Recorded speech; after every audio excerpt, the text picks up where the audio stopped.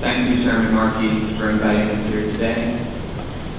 I want to also thank you and Speaker Pelosi for addressing Power Shift on Saturday night, and for your leadership over the past 30 years on these critical issues.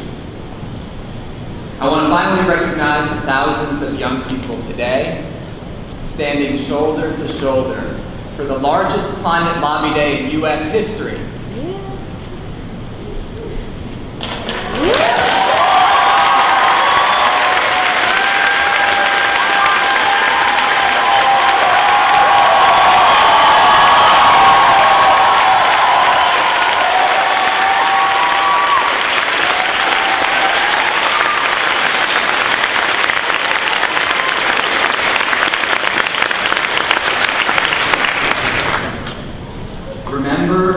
Remember the 5th of November.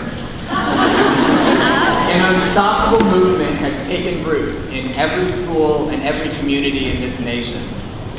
A generation has come to Washington today to lead, to be heard, and to find allies in this Congress who are ready to do what is necessary to solve our climate crisis. My name is Billy Parrish, and I'm the coordinator of the Energy Action Coalition, a diverse alliance of 46 organizations working to support and strengthen the student and youth clean energy movement in the U.S. and Canada to create change for a clean, efficient, just, and renewable energy future. I have brought with me our coalition's Youth Statement of Principles on Climate and Energy and other supporting documents for the Congressional record. We come here today with 3 demands for Congress. 1, create 5 million new jobs through a clean energy corps to weatherize, solarize, rewire, and rebuild this country. Let's put people to work and create green pathways out of poverty. Yeah! Green jobs now! Green jobs now! Green jobs now! 2, cut carbon at least 80% by 2050, 30% by 2020, and auction 100% of the pollution allowances from day one. Science tells us we can aim for nothing less. 80 by 50! 80 by 50! 80 by 50! 80 by 50! 80 by 50!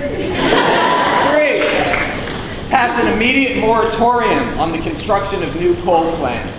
We should shift all federal subsidies from fossil fuels and nuclear to wind and solar, and create a just transition for workers from the old economy into the new green economy. No coal! Coal! No new coal! No new coal! More news. We will be heard because at 50 million strong, the millennial generation outnumbers even the baby boomers by 3 million and represents the single largest demographic age group in this country. Polling data, recent voter turnout, and the swelling ranks of increasing coordination of the youth climate movement all demonstrate that this young generation is engaged and ready to carry out a historic power shift. Youth turnout in the past 2 elections hit the highest level in at least 20 years and is only on the rise. We are not alone. Youth are assembling coalitions that are bringing together a diverse and powerful set of allies, including unions, businesses, people of faith, farmers, civil rights groups, and many more. And we are not just here in DC. We are in every congressional district in America, and we are organizing. Politicians would be wise to take note. Exactly 1 year from today, we will have a new Congress and a new president. You have 1 year to prove that you are worthy of being our representatives in this government, and if you don't, you will need to look for a new job as millions of young voters throw their support behind more progressive and pro-environment candidates committed to ending the climate crisis and protecting future generations. Yeah!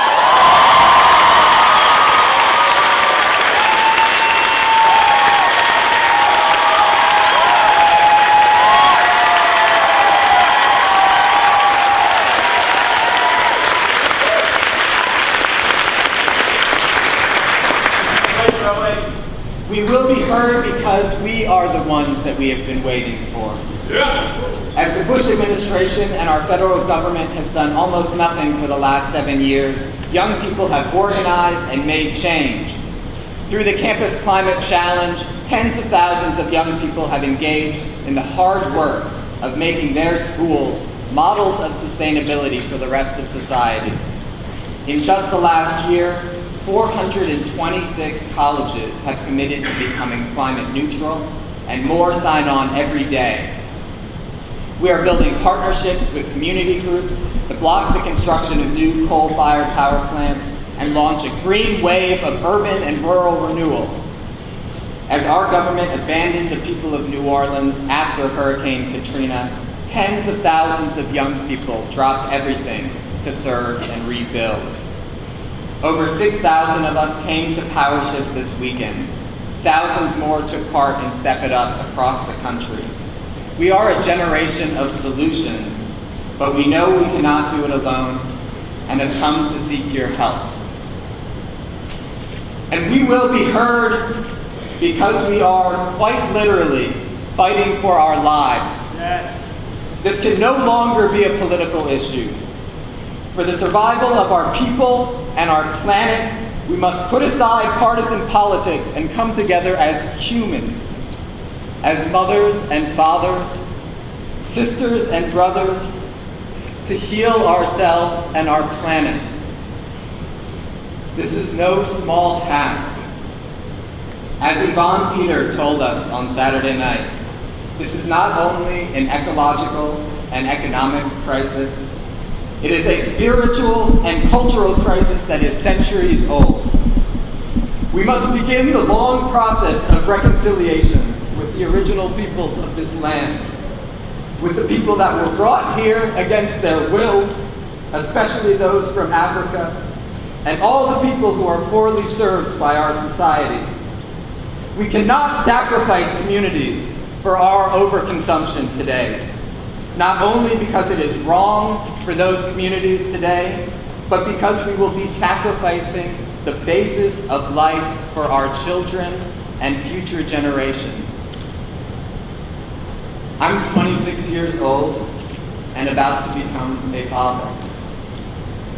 I implore the members of this 110th Congress to hear our demands. But I ask that you hear them not only as politicians, but also as mothers and fathers, sisters and brothers. We can do this if we work together, but we must begin today. Green jobs now! Green jobs now! Green jobs now! Green jobs now! 80 by 50!